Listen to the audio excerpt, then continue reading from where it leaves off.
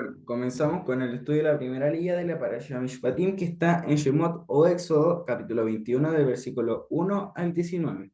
Y para empezar hablando de esta liga, vamos a hacer un pequeño resumen de la liga. El Eterno comunica reglamentos a Moshe para que los ponga delante del pueblo. Primero acerca de cómo tratar a los esclavos hebreos y mujeres. Luego acerca de cuando uno haya matado involuntariamente o voluntariamente a otro. Sigue dando reglas acerca de la violencia contra los padres, el secuestro, la maldición contra los padres y la restitución del daño ocasionado por una pelea. Y vamos a hablar en este tema acerca de las leyes sobre los esclavos y vamos a leer los primeros dos versículos de nuestra liga. Estas son las leyes que les propondrás. Si comprar el siervo hebreo, 6 años servirá, más al séptimo saldrá libre de baile. Esta es, vemos que ya las leyes ya le son dadas a Moshe. Si nos vamos a la liga pasada, si nos vamos a la séptima ley de la paracha pasada, vemos que Hashem ya empieza a dar los mandamientos a Moshe para compartirlos con el pueblo. Y en este caso son tres tipos de leyes, los cuales son los Hukim, los Mishpatim y los Edot, de los cuales hablaremos ahora. Los Hukim, los Edot y los Mishpatim. Los Hukim son mandamientos difíciles de entender, ya que sea porque carecen de una explicación lógica. Por ejemplo, la vaca roja, que no se sabía por qué se tenía que ofrendar, pero se hacía antiguamente, por orden del Eterno. Los Mishpatim son mandamientos de carácter social para mantener un orden en el pueblo. Y también los Edot, que son mandamientos de carácter distintivo, ya sean los Talit, los Kipot o los Tefilín. Esta paracha contiene más de 50 mandamientos que son de carácter social, exceptuando algunos pocos. Y después de haber recibido todas estas leyes, Moshe escribió un rollo llamado el Libro del Pacto, el cual está en Shemot 24:7. Los sabios de bendita memoria discuten acerca de cuál fue el contenido de este libro, si incluía todo el relato de la creación del universo, desde Bereshit 1, versículo 1 en adelante, o si empezó de algún otro lugar. Rashi dice que allí estaba escrito todo desde la creación hasta la entrega de la Torá. Los Mishpatim, como hemos hablado, son las leyes que rigen la sociedad de Israel. Eh, la Parcha Mishpatim empieza con la pequeña palabra va, que significa ahí. Y esto nos enseña lo que viene a continuación. Esto en relación con la Parcha de antes, la cual es Yitro. Así que estos Mishpatim, las leyes sociales, están relacionadas con lo que está escrito al final del capítulo 20, lo que es la séptima ley de la Parashá Yitro. Vamos a hablar también de la gematría de lo que es el siervo hebreo o el esclavo. Lo que llama la atención en esta porción en su inicio es que comienza enunciando las leyes sobre los esclavos. Aunque esto puede sonar como una paradoja, puesto que en las dos porciones anteriores nos narra la liberación del pueblo de Israel de la esclavitud egipcia. Y después de esta liberación nos topamos con la ley del esclavo hebreo y nos podemos preguntar de esto qué significa. Los primeros 6 versículos en el hebreo original dan inicio a esta parashá. Hay un total de 76 palabras y 282 letras. Vamos a leer. Y estas son las leyes judiciales que establecerás delante de ellos, los israelitas. Si comprares un esclavo hebreo y no se quiere ir, será tu esclavo para siempre. Y esto lo encontramos en Shemot, del capítulo 21, del versículo 1 al 6. Esto es impresionante, ya que la palabra esclavo en hebreo es Ebed, la cual tiene una gematría de 76, y la palabra original para hebreo es Ibrit, que tiene una gematría de 282. Y de igual manera que las 76 palabras y sus 282 letras que contienen dichos versículos, el valor 6 es representativo de la letra Vav, la cual es esta que estoy mostrando con el cursor ahora. Esta alude al hombre. Ahora bien, el hombre fue liberado de su Egipto y no sabe qué hacer con la libertad. Entonces, él podrá quedar esclavizado de sí mismo. Y aquí hay un sub bastante interesante.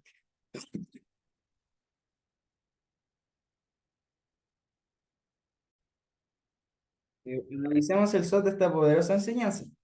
El alma, que una vez que sale de su exilio y cruza de la esclavitud hacia la libertad, tiene que saber gobernar el cuerpo. El cuerpo aún está vigente porque es inherente al alma. Sabemos que es esto lo que mantiene nuestra alma, es esto lo que va a morir, y es en nuestra alma lo que se va con el eterno, cuando la persona fallece. Al menos esta manifestación llamada materia, y el cuerpo aún tiene voz, tiene necesidades. Es decir, que podemos decir que Faraón aún deja raíces en diferentes áreas de nuestra vida. En otras palabras, seguimos influenciados por la malignación y todavía estamos impregnados de lo que es Tuma, impureza espiritual.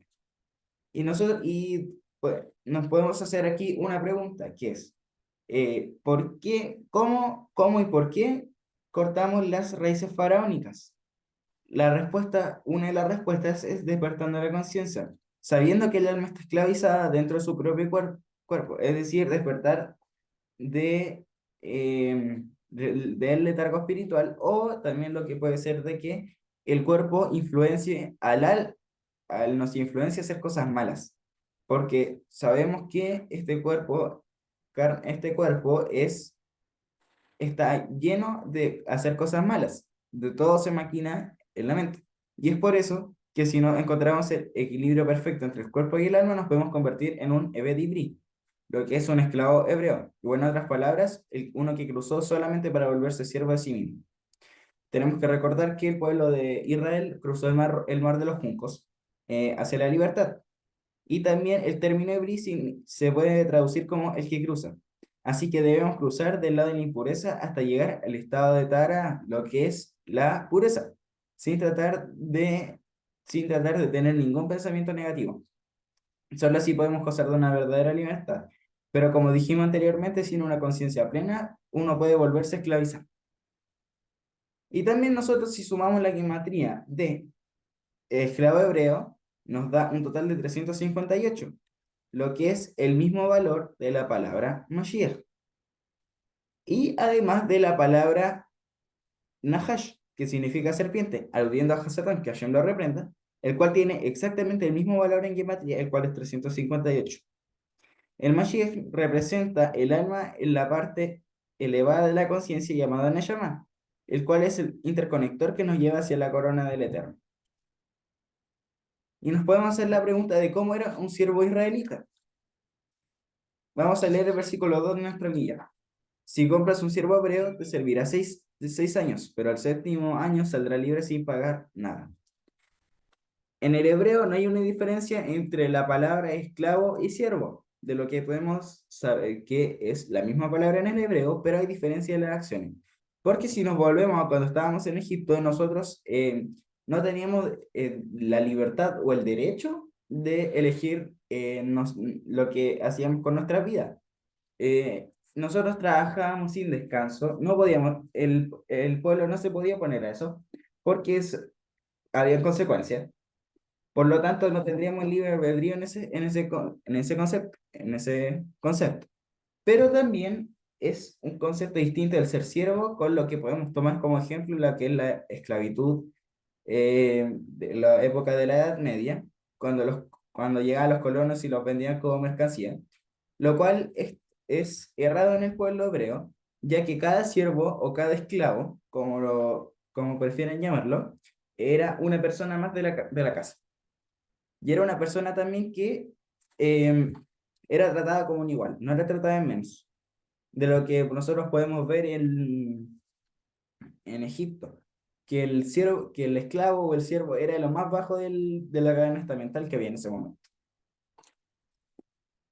¿Y qué pasaba cuando llegaba el año Shemitah? Sabemos que el año Shemitah es el año en que nosotros dejamos descansar la tierra, dejamos de trabajarla, dejamos de producir, nosotros comemos de lo que se produjo de la tierra durante estos 6 años.